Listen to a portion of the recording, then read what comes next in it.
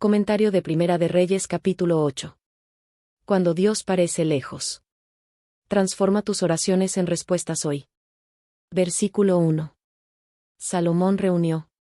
La narración de las ceremonias de la dedicación del templo constituye uno de los capítulos resaltantes de la Biblia.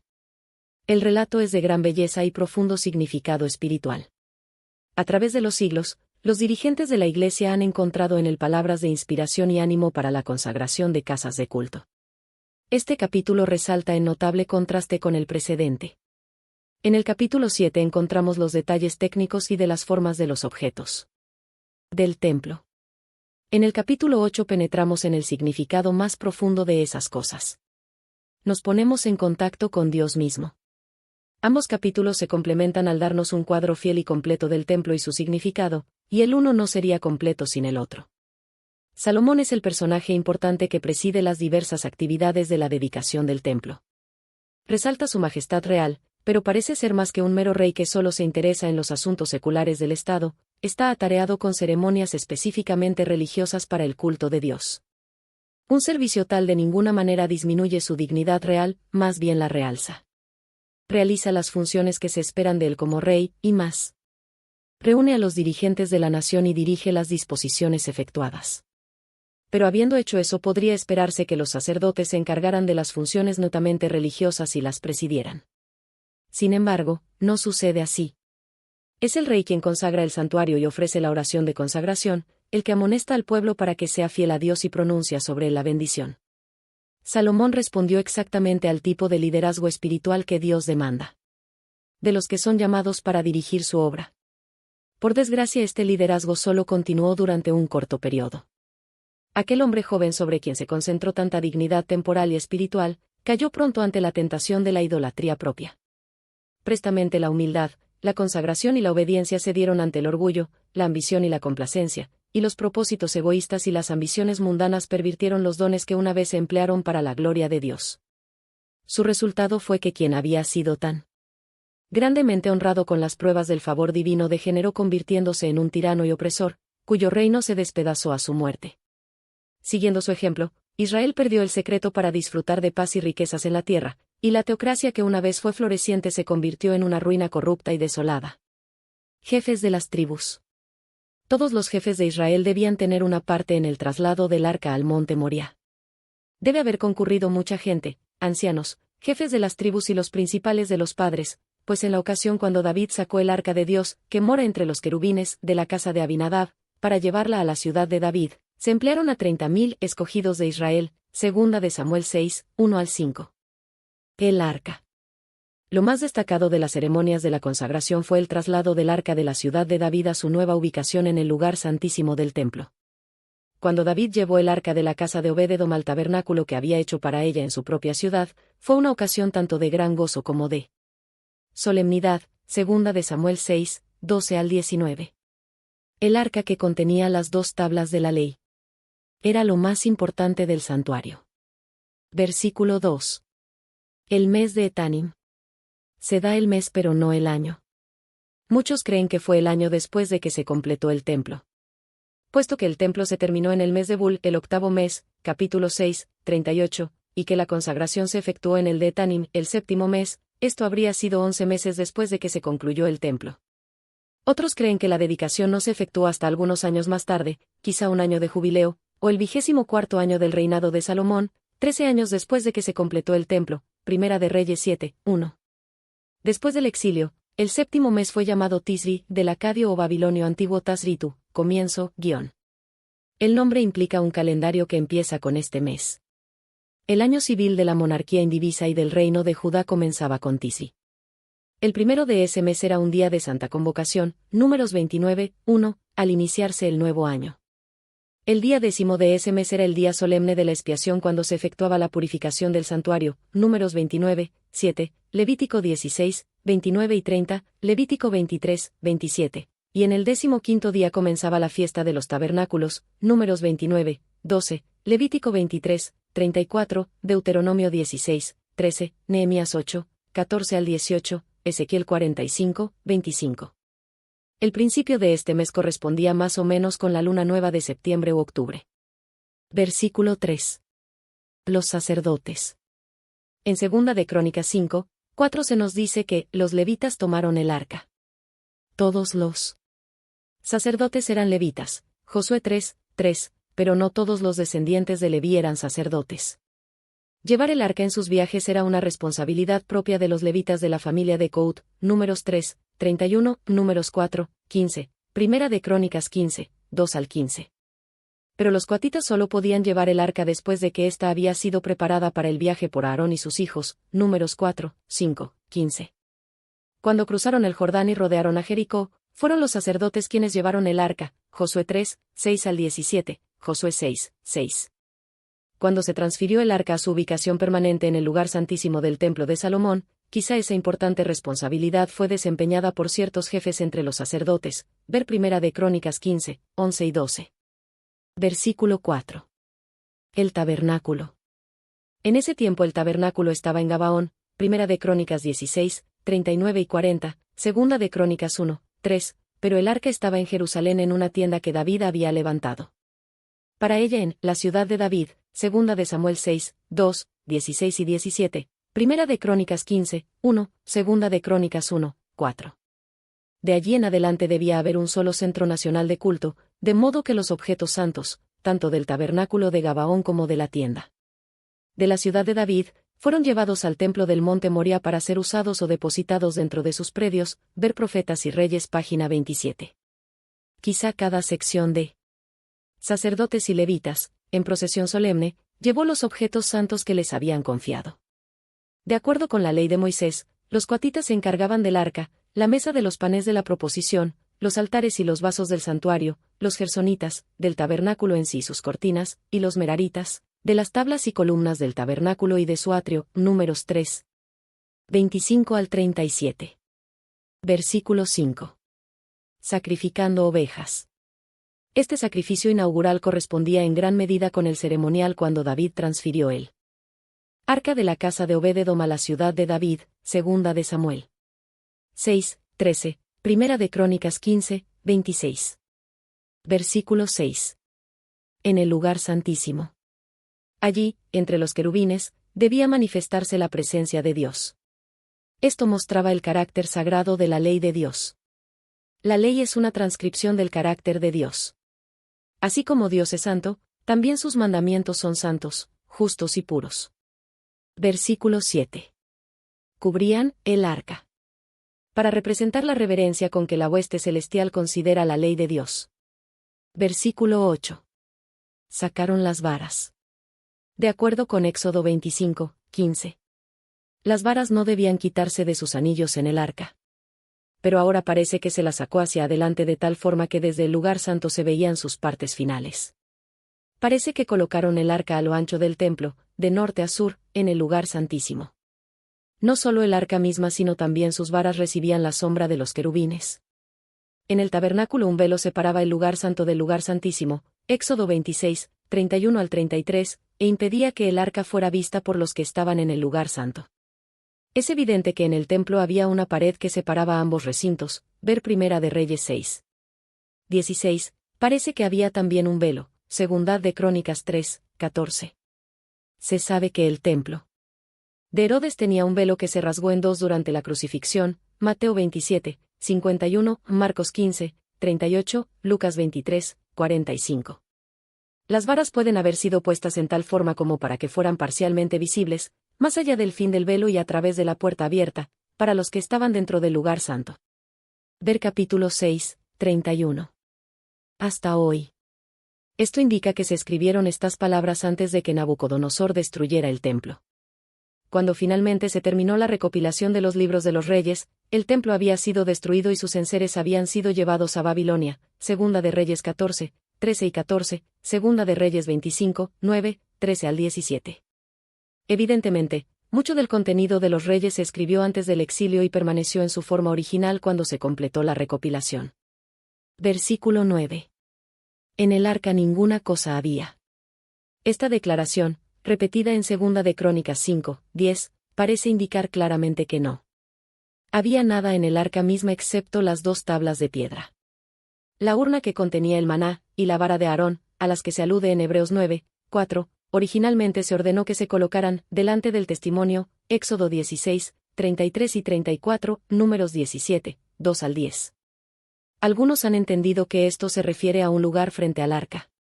Sin embargo, las palabras pueden significar delante de las tablas del testimonio dentro del arca, Primeros Escritos página 32.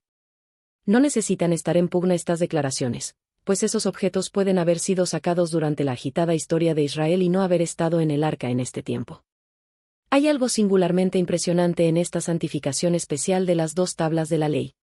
Estando así colocadas dentro del arca, y puesto que Dios se encontraba con su pueblo directamente encima de ellas, Éxodo 25, 22, la ley está indisolublemente unida con Dios mismo.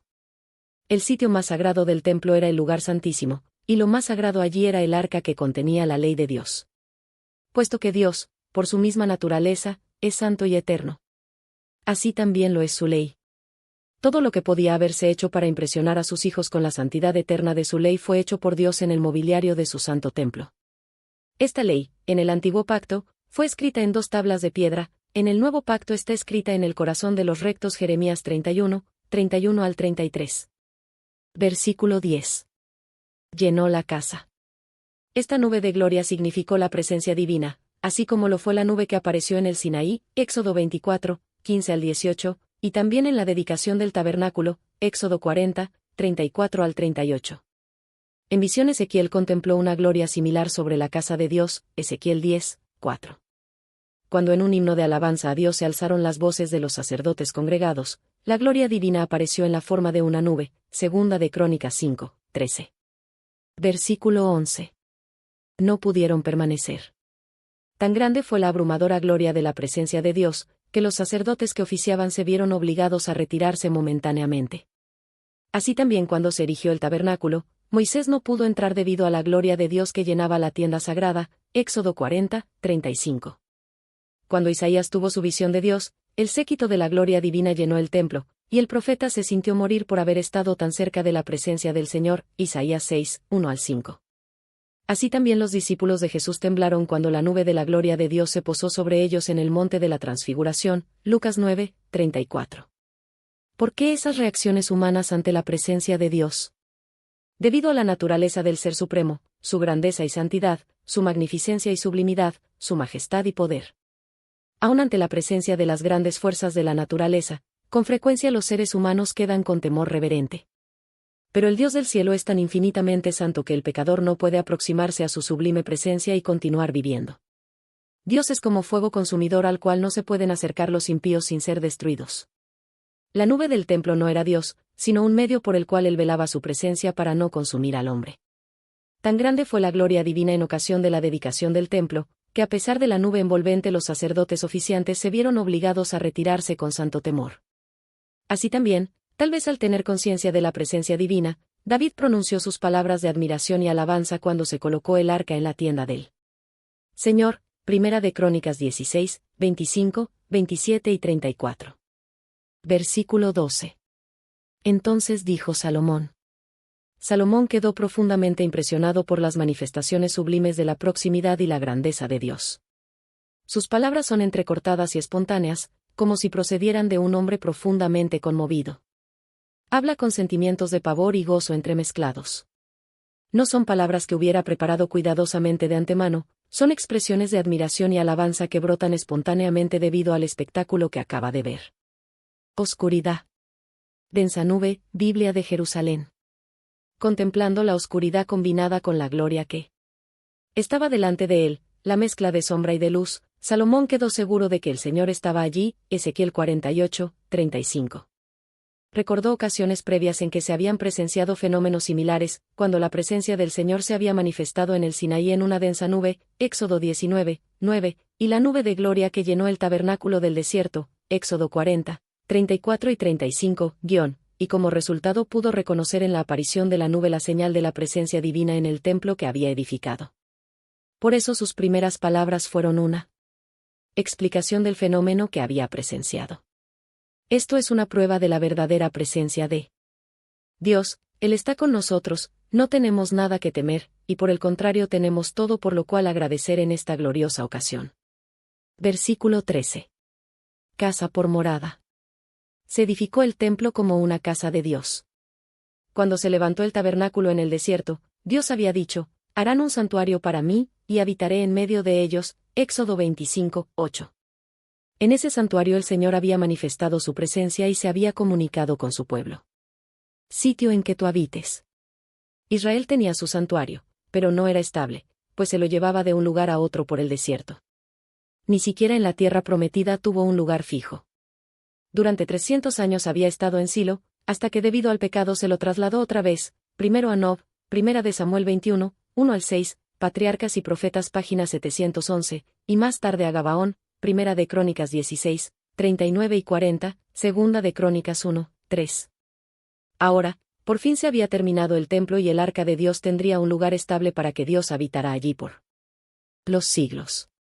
El propósito de Dios era estar con su pueblo para siempre, y si Israel le hubiera sido leal ese glorioso edificio habría existido siempre. Profetas y Reyes página 31.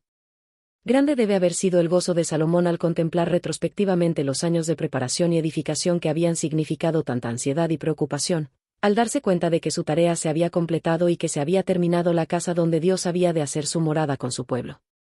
Versículo 14. Volviendo el rey su rostro. Según el libro de Crónicas, Salomón había hecho un estrado de bronce de 3 codos de alto, que estaba en medio del atrio, delante del altar, segunda de Crónicas 6, 12 y 13, y desde allí se dirigió al pueblo. Hasta ese momento, Salomón solemnemente había estado mirando el templo lleno con la gloria del Señor.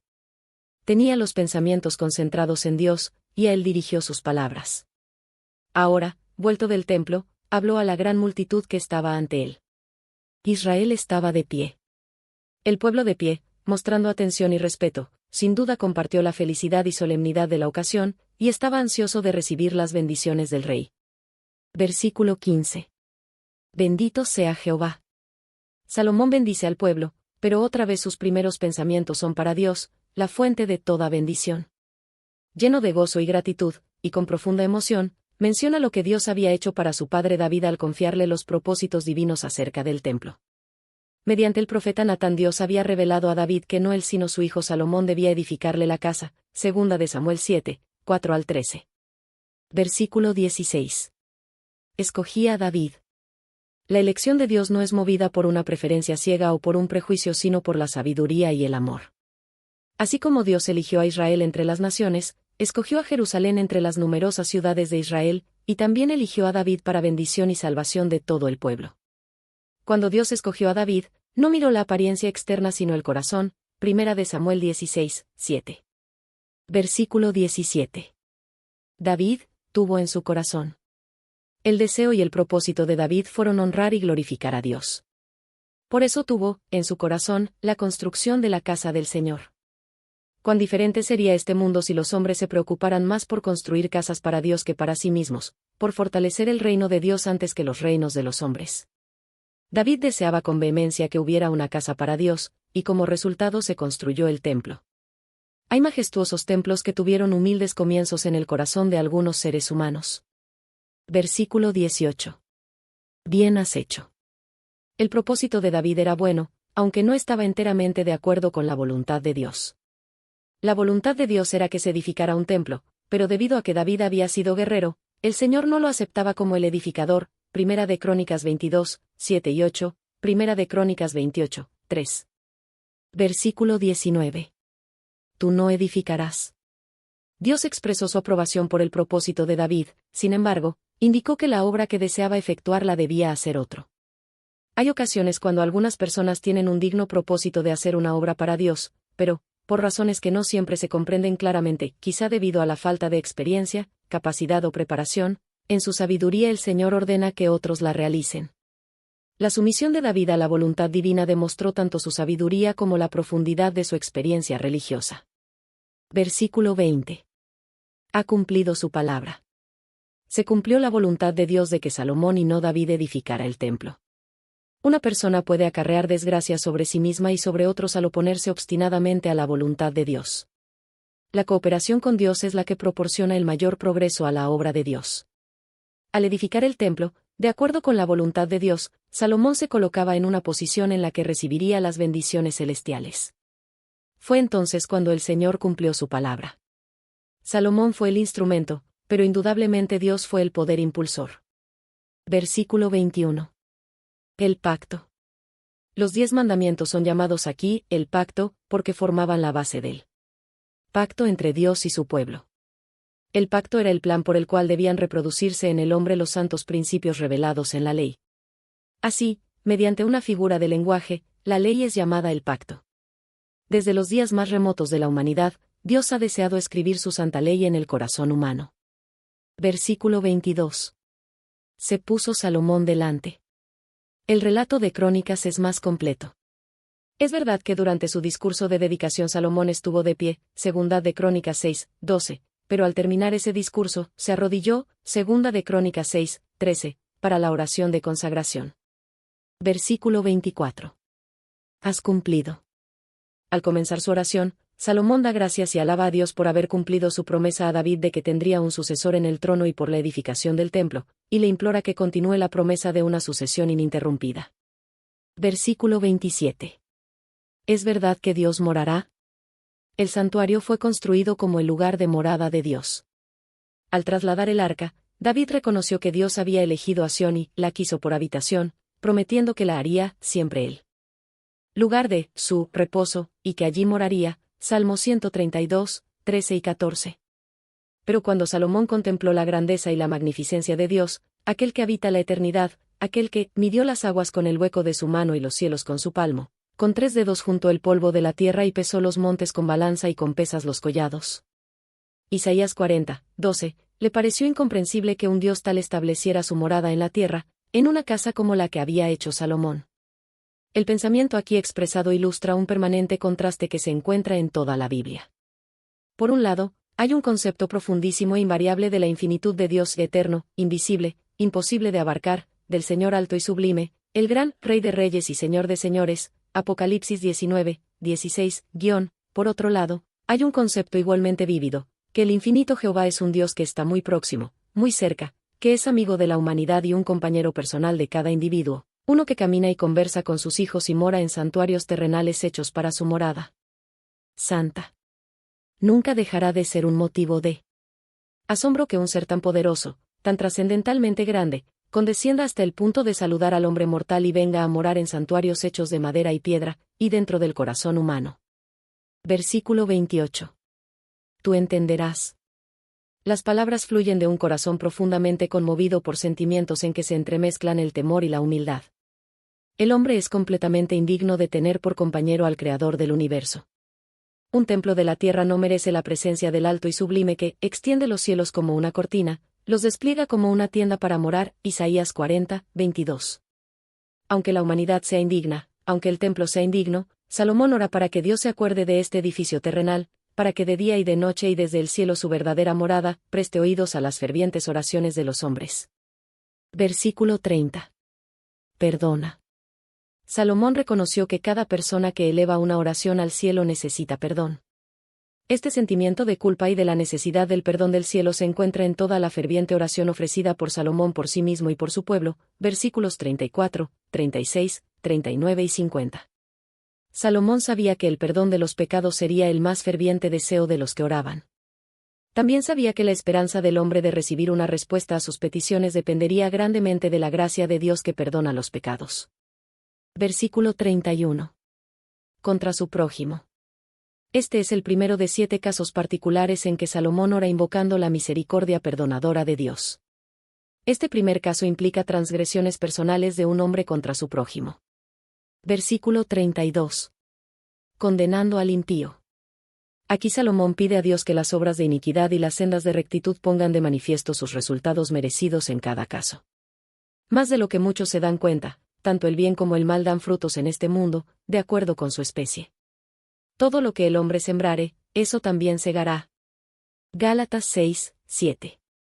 La justicia guarda al de perfecto camino, mas la impiedad trastornará al pecador. Proverbios 13, 6, ver también Proverbios 14, 34, Proverbios 11, 5 y 19. Cuando Israel cayó, pudo decirse con justicia, tu ruina, oh Israel, viene de ti, Oseas 13, 9, versión Straubinger. Por tu pecado has caído, Oseas 14, 1. Versículo 33. si tu pueblo Israel fuese derrotado. Antes de que fuera establecida la nación de Israel, el Señor predijo exactamente el resultado de la transgresión. Israel sería herido delante de sus enemigos, Levítico 26, 14 y 17, Deuteronomio 28, 15 y 25. Se retiraría la gracia protectora del cielo y se permitiría que sus enemigos lo humillaran. Se volvieren a ti. Con frecuencia el castigo provoca el arrepentimiento, porque luego que hay juicios de Dios en la tierra, los moradores del mundo aprenden justicia, Isaías 26, 9. Salomón no ora para que la misericordia perdonadora de Dios descienda sobre los que persisten en la rebelión y en el pecado, sino solo sobre los que reconocen sus transgresiones y se vuelven a Él. A todos los tales se les asegura el perdón, Primera de Juan 1, 9. Versículo 35. Se cerrare. Cuando Dios retira su mano protectora, con frecuencia las fuerzas de la naturaleza se convierten en instrumentos de castigo. Salomón dio por sentado que el castigo de la sequía a que se refirió Moisés, Levítico 26, 19, Deuteronomio 28, 23 y 24, se convertiría en una realidad. Versículo 37. Hambre. La lista de estas calamidades aparece como una clara amenaza en el Código Mosaico, Levítico 26, 16, 20 y 25, Deuteronomio 28, 22, 35, 38 y 42. Cuando los hombres abandonan los caminos de justicia, se multiplican tales castigos, y cuando aparecen a todo lo largo y lo ancho de la tierra, el mundo puede saber que está siendo retirada la benéfica mano del Señor. Versículo 38. Plaga. El que cada persona reconozca la plaga en su corazón, significa que se da cuenta de su pecaminosidad y la parte que ella ha tenido en provocar las desgracias que azotan la tierra. Las plagas de la tierra tienen su origen en la plaga del corazón. La plaga del pecado es la verdadera plaga, la causa básica de todos los otros azotes. A menos que se reconozcan los males del pecado y que se lo elimine, no hay esperanza de remediar los muchos otros males que amenazan reducir al mundo a la desolación. Versículo 39. Tú conoces. Solo Dios conoce realmente el corazón. Muchas personas tienen poca o ninguna comprensión de los males de su propio corazón, y de las desgracias que están acarreándose a sí mismos y al mundo que los rodea como resultado del pecado que acarician. Dios conoce el corazón y sabe cómo cambiarlo, cómo crear para el hombre un corazón limpio, y cómo renovar un espíritu recto dentro de él. Salmo 51, 10. Versículo 41. El extranjero. Esta parte es una notable y feliz digresión en medio de la serie de referencias a Israel. Hombres de países lejanos y extraños vendrían para honrar y adorar al Señor. Versículo 42. Oirán. Jehová era el Dios no solo de Israel sino de todo el mundo. Su plan era que Israel hiciera conocer su nombre por toda la tierra, de modo que por doquiera los hombres pudieran oír de su bondad y gracia, y se unieran con Israel en el culto. Versículo 43. Harás conforme a todo. Cuán diferente era el espíritu de Salomón en esta ocasión del que movió al pueblo hebreo en los años siguientes. El pacto de Dios debía incluir no solo a una nación sino a todas. Su gracia no era solo para los hebreos sino para todos los que estuvieran dispuestos a reconocerlo. Cuando se inauguró el templo, Salomón recordó a los extranjeros de todos los países para que ellos también pudieran oír del pacto de la gracia de Dios y vinieran al templo a adorarlo. Israel debía ser una luz que iluminara al mundo. Si hubiera sido fiel a su misión divina, no habría perecido la nación sino que habría continuado creciendo hasta abarcar a todas las naciones de la tierra, hasta que Jerusalén se hubiera convertido en la metrópoli del mundo y su templo se hubiera vuelto la fuente de un río de vida para llevar salud y curación a todos. Zacarías 14, 8. Versículo 46. Si pecaren. Esta es la petición final de Salomón. Con perspicacia casi profética, sus pensamientos se proyectan hacia algún día futuro cuando, debido al pecado, Israel sería abandonado por el Señor y caería en las manos del enemigo para ser llevado a una tierra extraña. Moisés había predicho claramente esa posibilidad, Deuteronomio 28, 45, 49 al 52, 63 y 64. Que no peque. Conociendo la debilidad de la carne, que no hay ningún hombre ni ninguna nación que no pequen, surgió ante Salomón la grave posibilidad de que el pueblo pecara tan gravemente contra el Señor como para que él retirara su presencia divina e Israel cayera en manos enemigas. Oró con sumo fervor para que Dios se acordara de los suyos en esa hora trágica. ¿Cuán corto es el intervalo entre la gloria y la tumba? El templo terminado, el templo destruido. Un día de gloria, un día de ruina. Al elevar Salomón la voz a Dios en ferviente petición para que esa casa fuera la morada del Señor para siempre, en esa misma hora de consagración comprendió bien los trágicos e inevitables resultados del pecado. Por eso en su oración encontramos esta extraña mezcla de gozo y dolor, de gloria y de cenizas, de honra y de vergüenza. Pocas veces se ha ofrecido una oración por un pueblo con esperanzas tan excelsas, ni con un espíritu tan humilde, como en esta hora de la dedicación del templo de Dios. Fue una oración de promesas y de profecía, de visiones de la gloria divina y de la vileza del hombre pecaminoso. Versículo 47. Volvieren en sí. Siempre hay esperanza en la hora de la más profunda tragedia. No importa cuán profundamente se depravara Israel como resultado del pecado, si tan solo volviese en sí y reconociese su error y perversidad y eligiese el mejor camino, hallaría gracia delante de Dios. Versículo 48. Hacia su tierra. Cuando Daniel oraba en Babilonia, ante sus ventanas abiertas se arrodillaba hacia Jerusalén, Daniel 6, 10. Versículo 50. Perdonarás a tu pueblo. Esta oración de Salomón, ofrecida 3 siglos y medio antes del exilio, es muy similar a la oración de Daniel en el tiempo cuando el cautiverio de Babilonia se aproximaba a su fin, Daniel 9, 2 al 19. Al dedicarse el templo parecía haber poca necesidad de una oración como esta. Pero movido por la inspiración, Salomón contempló una hora cuando ese espléndido templo yacería en ruinas, cuando la tierra de la promesa sería una tierra de amargura y angustia, cuando los hijos de Israel vivirían proscritos en tierra extraña. Hay un sentimiento conmovedor en el hecho de que en la hora de la mayor gloria de Israel, Salomón ofreció la misma clase de oración que Daniel elevó en la hora del mayor oprobio de la nación. Se necesitaron ambas oraciones y ambas fueron oídas. La primera no solo fue una oración sino también un mensaje de amonestación que ayudaría a evitar la condenación que traería la transgresión. La otra se elevaría al Dios del cielo que solo esperaba un arrepentimiento genuino de su pueblo antes de permitir que volviera del cautiverio. Versículo 51. Ellos son tu pueblo. La razón por la que Israel existía como pueblo separado era que el Señor lo había elegido entre las naciones y lo había establecido en la tierra prometida, Éxodo 19, 4 al 6, Deuteronomio 9, 29, Segunda de Samuel 7, 23, Salmo 135, 4. Puesto que Israel pertenecía a Dios, tenía la seguridad de que Él lo amaría y ayudaría, que su diestra lo sostendría y que no debería temer en la hora de la mayor angustia, Deuteronomio 33, 26 y 27, Isaías 41, 8 al 14, Isaías 43, 1 al 6. Puesto que la mayor preocupación de Dios era la felicidad y el bienestar de sus hijos, estos creían que, al insistir en sus peticiones, tenían derecho a rogarle que no los abandonara. Sin embargo, esto solo no garantizaba el éxito. Las promesas de Dios son condicionales, y quienes las esperan deben cumplir con las condiciones. Sacaste de Egipto. La liberación de Egipto era historia. Nunca podría cambiarse el hecho de que Dios había sacado a Israel del horno de hierro de Egipto.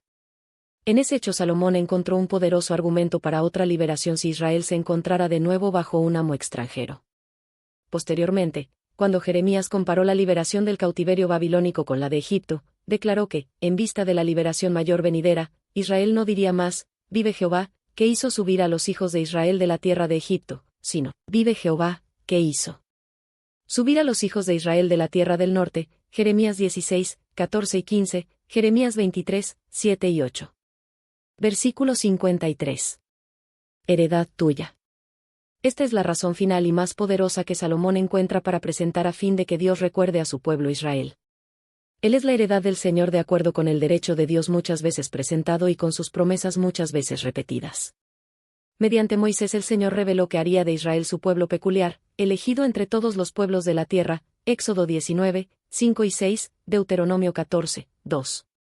Había de ser conocido como, el pueblo de su heredad, Deuteronomio 4, 20, Deuteronomio 9, 26 y 29. Si el Señor ahora los rechazaba, pondría en peligro el honor de su santo nombre, Éxodo 32, 12 y 13, Números 14, 13 y 14. Se elevaron fervientes oraciones en los momentos de gran peligro, para que el Señor liberara a Israel por el honor de su nombre, Salmo 79, 9 y 10, y debido a la ciudad y al pueblo que llevaban su nombre, Daniel 9, 19. En los días de Ezequiel, el Señor declaró que era a causa de su nombre, para que no se infamase ante los ojos de las naciones, Ezequiel 20, 9 y 14, Ezequiel 20, 22, por lo que él había realizado prodigios al liberar a Israel de Egipto. Versículo 54. Cuando acabó, Salomón había elevado una oración notabilísima y sumamente conmovedora. No solo incluía a Israel sino a los extranjeros distantes, era para los individuos tanto como para la nación, para las generaciones que todavía no habían nacido como para los que estaban en los atrios del templo, para los que eran fieles en la causa de Dios y también para los que podrían descarriarse. En realidad, el rasgo más notable de toda la oración es su profunda y genuina preocupación por los que estuvieran en la máxima necesidad de la gracia divina, los que pudieran pecar contra el Señor y necesitaran ser rescatados. Una oración tal solo podía proceder de un corazón lleno de compasión y amor, movido por la piedad y la misericordia de Dios. Salomón no hacía esfuerzo alguno por buscar efectos retóricas, hacer ostentación, ni recibir la aclamación humana, solo quería que sus palabras llegaran a los oídos de Dios. Esta oración fue genuina, procedió de los labios de un hombre de Dios. Cuando terminó, el Señor manifestó su aprobación mediante una segunda e insólita exhibición de poder y esplendor. Descendió fuego del cielo para consumir el sacrificio y llenó el templo de gloria. Segunda de Crónicas 7, 1-3. Versículo 55. Bendijo a toda la congregación. El pronunciar esta bendición formal fue un acto nítidamente religioso. Aarón y sus hijos habían recibido el deber y privilegio especiales de pronunciar la bendición divina, Números 6, 23-26. El hecho de que Salomón pronunciara ahora estas palabras finales de bendición muestra la gran importancia que ponía en las cosas del espíritu. Como rey no solo se interesaba en los asuntos comunes del Estado sino en el bienestar espiritual de sus súbditos. Versículo 56. Ninguna ha faltado. Josué pronunció palabras similares, Josué 21, 45, Josué 23, 14. Dios nunca falla. Ha hecho muchas promesas a su pueblo, y es fiel en cumplirlas, Hebreos 10, 23. Si los seres humanos no reciben las bendiciones que el Señor ha prometido darles, es por su propia falta. El Señor había prometido a Abraham y a su descendencia la tierra de Palestina como una heredad eterna, Génesis 12, 7, Génesis 13, 15, Génesis 17, 8, pero los descendientes de Abraham según la carne perdieron esa herencia debido a sus transgresiones contra el Señor, Segunda de Reyes 17, 7-23, Jeremías 7, 3-15, Jeremías 25, 4-9. Versículo 57. Esté con nosotros Jehová. Como un Dios de amor, el Señor desea estar con su pueblo. El templo fue edificado para que él pudiera morar entre los suyos, Éxodo 25, 8, Primera de Reyes 6, 12 y 13. Jesús vino al mundo como Emmanuel, Dios con nosotros, Mateo 1, 23, y cuando se fue, prometió que estaría con los suyos, todos los días, hasta el fin del mundo, Mateo 28, 20. En el corazón de cada verdadero hijo de Dios no puede haber más elevado deseo ni más profundo anhelo que poder apreciar la presencia de Dios, Salmo 42, 1 y 2, Apocalipsis 22, 20 y 21. Versículo 58. Incline nuestro corazón. El deseo de seguir en los caminos del Señor y de guardar sus mandamientos es un impulso divinamente implantado. Constantemente obra el Espíritu Santo de Dios guiando a las personas por las sendas de verdad y obediencia. Mientras más cerca está uno del Señor, más plenamente abandona todo lo pecaminoso de la tierra y está más dispuesto a hacer lo que Dios requiere. El Espíritu de Dios guía a los seres humanos a obedecer y los inclina a guardar sus mandamientos, pero no hace esto contra su voluntad. A quien está dispuesto a obedecer, la obediencia le resulta habitual. Mientras más cerca uno está del Señor, más plenamente los pensamientos de Dios se convierten en sus pensamientos y los caminos de Dios en sus caminos. Quienquiera que viene ante el Señor con humildad de espíritu y buena disposición del corazón, con el deseo de aprender los caminos del cielo y caminar en ellos, Salmo 119, versículo 26, 27, 30, 32-36. Comienza a encontrar que la obediencia a Dios es un placer y no un deber, y que la ley de Dios es una ley de libertad, Salmo 119, 45, 47 y 97, Santiago 1, 25, Santiago 2, 12, y no un yugo. Versículo 60. Todos los pueblos. Este es el gran propósito de Dios, y debe ser también el blanco supremo en el corazón de cada hijo del reino, que todos los pueblos de la tierra lleguen a conocer al Señor y compartan la comunión y el servicio. Versículo 61. Sea, pues, perfecto. Las Escrituras aclaran que la perfección del carácter es un prerequisito para entrar en el reino de los cielos. La norma de perfección se encuentra en los principios de rectitud y amor presentados en los mandamientos de Dios, Mateo 19, 16-21, Lucas 10, 25 al 28, Deuteronomio 5, 2 al 22, 29 al 33, Deuteronomio 6, 3 al 5. El Evangelio, revelado en los símbolos del Antiguo Testamento y con plena claridad en el Nuevo Testamento, muestra cómo podemos obtener la perfección de la cual habló Salomón. Versículo 63. Ofreció Salomón. Al ofrecer esos sacrificios, en ese momento Salomón no realizaba las funciones de un sacerdote, presentó su ofrenda en el mismo sentido en que cualquiera podía presentar su sacrificio delante del Señor, Levítico 2, 1, Levítico 3, 7 y 12. Los sacrificios aquí mencionados se identifican como sacrificios de paz. En el caso de tales ofrendas, solo una parte del sacrificio se quemaba sobre el altar como olor grato para Jehová, Lev 3, 3 a 5, 14 a 17. La parte restante era comida por el oferente y su familia o amigos, Levítico 7, 15 al 21. Esa ofrenda no era un sacrificio expiatorio sino una ofrenda de agradecimiento presentada ante Dios como grato y gozoso reconocimiento por las bendiciones recibidas. Era una ocasión feliz y festiva en la que podía participar un gran número de personas. Segunda de Samuel 6, 18 y 19, Primera de Crónicas 16, 2 y 3. El número de animales sacrificados en la dedicación del templo fue extraordinariamente grande, pero debe recordarse que muchísimos se hallaban presentes, que se había reunido, todo Israel, una gran congregación, desde donde entran en Amat hasta el río de Egipto, y que estuvieron allí durante un periodo de 14 días, Primera de Reyes 8, 65. Versículo 64. El altar de bronce. Ninguna mención se hace en Reyes de la construcción de este altar, pero se hace referencia a ella en Segunda de Crónicas 4, 1. Ese altar era muy grande, de unos 10 metros de largo, 10 de ancho y 5 de alto. Pero debido a la gran cantidad de ofrendas resultó inadecuado para esta ocasión. Para hacer frente a la situación, los sacerdotes consagraron toda la parte central del atrio, para que sirviera como un enorme altar, en cualquiera de cuyas partes pudieran ofrecerse sacrificios de diversas clases, ver Segunda de Crónicas 7, 7. Versículo 65. Fiesta. La fiesta duró 14 días, y en el día 23 del séptimo mes fue despedido el pueblo, Segunda de Crónicas 7, 10, de modo que comenzó en el día 10 del séptimo mes, que era el solemne día de la expiación, Levítico 16, 29 y 30, Levítico 23, 27, Números 29, 7. En este mes se celebraba la fiesta de los tabernáculos, que comenzaba en el 15º día del mes y continuaba durante 7 días, Levítico 23, 34 y 39. Durante ese tiempo la gente debía morar en cabañas hechas de ramas de árboles, Levítico 23, 34, 40 al 42. Donde entran en Amat. Amat señala el extremo norte de la Tierra Santa, ver Números 13, 21, Números 34, 8, Josué 13, 5, Jueces 3, 3, Segunda de Reyes 14, 25, Primera de Crónicas 13, 5, Amós 6, 14. En cuanto a la identificación de entran en Amat, ver Números 34, 8 y Josué 13, 5. El gran valle entre los montes Líbano y Antilíbano, conocido por los griegos como la Celesiria, señala la principal entrada en Palestina desde el norte. Por ese valle entraban los ejércitos que invadían a Palestina desde el norte. Río de Egipto. La palabra usada aquí para río no es Nahar, la palabra común hebrea, sino Nahal, es decir, una corriente de agua o torrente que podría secarse en la estación seca, como en Job 6, 15, donde la palabra se traduce corrientes.